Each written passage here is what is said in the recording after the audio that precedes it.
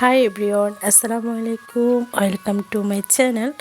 সবাই কেমন আছেন? আলহামদুলিল্লাহ আমরা অনেক ভালো আছি, সুস্থ আছি। তো যে যেখানে আছেন সবাই অনেক সুস্থ আছেন, ভালো আছেন আলহামদুলিল্লাহ। তোমাদের সুস্থতা কামনা করে আজকে ব্লগটা শুরু করছি।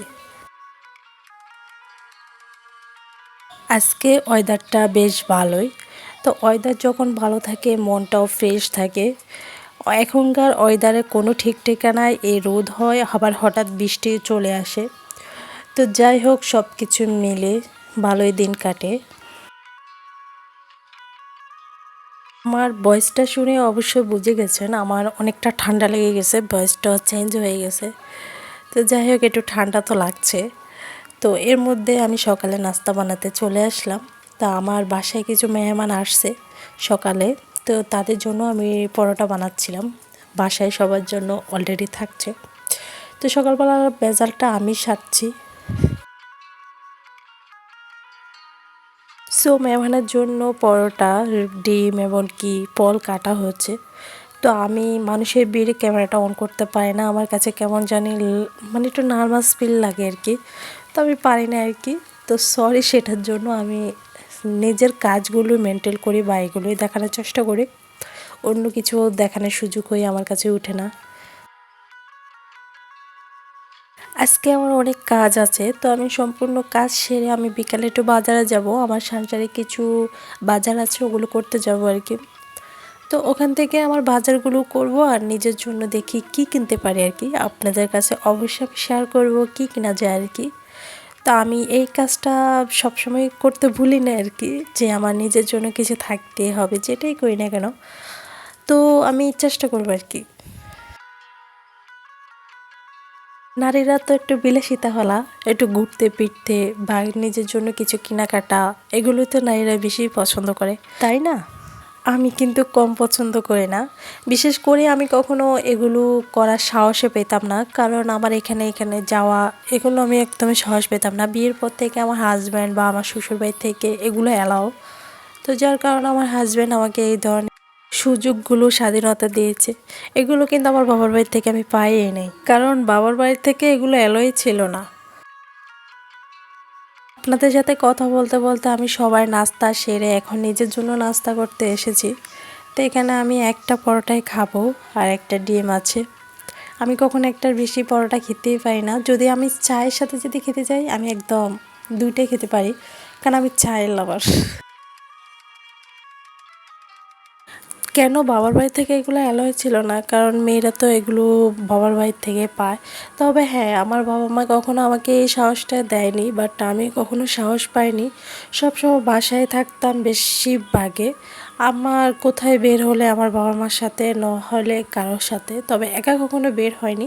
তবে হ্যাঁ, আমার হাজব্যান্ডের ক্ষেত্রে আমার হাজব্যান্ড চায় আমি যেন ঘোরাফেরা করি, বাট কোথায় ঘুরলে মেয়েদের মন ফ্রেশ থাকে এগুলো আমার হাজব্যান্ড বুঝে। তো আমরা যেহেতু আমরা যেখানেই যাই না কেন সবাই একসাথে মিলেমিশে থাকি, বাট সব কিছু একসাথেই করা হয়। তো আমার না যে আমার বাবার বাড়ির থেকে আমি খুবই অসুখী ছিলাম, বিষয়টা কিন্তু তা না।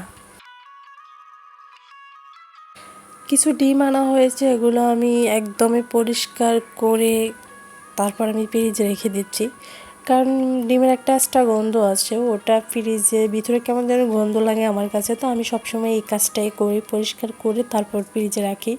আর কিছু ডিম সিদ্ধ করব, তো রাইস কুকারে যেহেতু ভাত বসিয়ে দিয়েছি, তো ডিমটাও দিয়ে দিচ্ছি। তো এখানে ভাত ডিম দুইটাই সিদ্ধ হয়ে যাবে। আমার কথা কাজে যদি কোনো ভুল হয়ে থাকে অবশ্যই আমাকে ক্ষমা দৃষ্টিতে দেখবেন, কারণ আমি অত বড় রাঁধুনি না যে আমি বেশ ভালোই রান্না করতে পারি। তবে আমি নতুন নতুন শিখছি, সবার কাছ থেকে আমি এক্সপেরিয়েন্সটা নিচ্ছি আর কি। তো যাই হোক, যতটুকু পারি আমি রান্না করি, আর রান্না করে আপনাদের সাথেও শেয়ার করতেছি।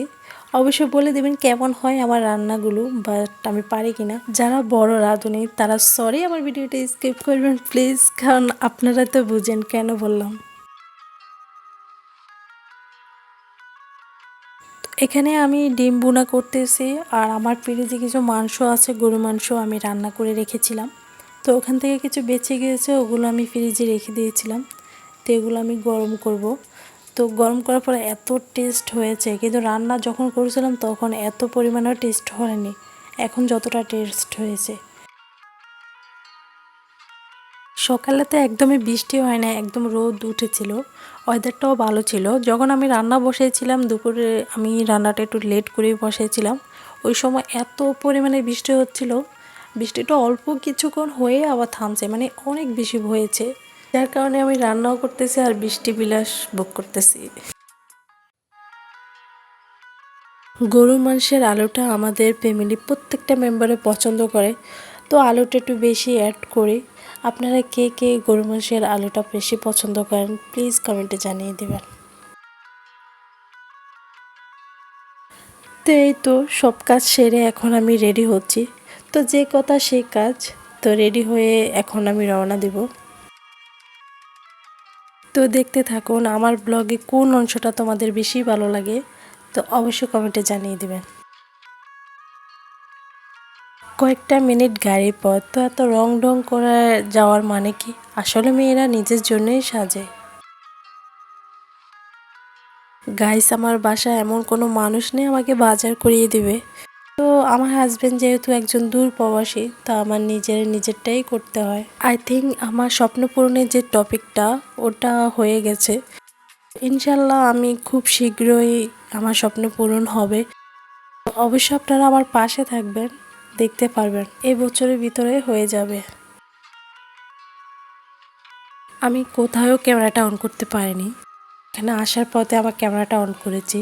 তো আমি যেতে এক ব্যাগ খেসরা ধরে বাজার নিয়ে এসেছি, তো যার কারণে আমার কোথাও ক্যামেরাটা অন করতেও পারিনি, আর অনেক ঝুমঝুম বৃষ্টিও হয়েছে। ওয়েদারটা অনেক সুন্দর লাগছে, বৃষ্টির আগ মুহূর্ত এমনকি বৃষ্টি হওয়ার পথ মুহূর্ত, এই দুইটার সময় ওয়েদার অনেক বেশি সুন্দর লাগে। মাছ কিনলে আমি বাজার থেকে কেটে আনি, যেহেতু মানুষের অনেক ভিড় ছিল, তো যার কারণে লেট হয়ে যাবে, তো আই থিঙ্ক আমি মাছগুলো নিজেই কাটতে পারি, তো বাসায় এনে আমি নিজেই কেটেছি। সাথে একটা মুরগি এনেছি, মুরগিটাও কেটে এগুলো পরিষ্কার করে আমি ফ্রিজে রেখে দিয়েছি। সামথিং জিনিসগুলোই নিয়েছি, তো এখানে একটা লাল ছুরি কিনেছি আমি 1 মুঠ, যেটা আমার হাজব্যান্ডের অনেক বেশি পছন্দের, তা আমি ওটাই নিয়েছি। আর এখানে ময়শ্চারাইজার নিয়েছি, আমি অনেক ধরনের ময়শ্চারাইজার ব্যবহার করি, এইটার পর এটা আমার একটা সবসময় ইউজ করতে পারি না, আমার মুখে প্রবলেম হয়। এখানে আমার একটা ফেস পাউডার নিয়েছি ল্যাকমি, তো আর নিয়েছি আইলাইনার, তারপর 2টা কাজল, একটা হয়েছে হোয়াইট আর একটা হয়েছে ব্ল্যাক। তো আমার এতটুকুই শপিং।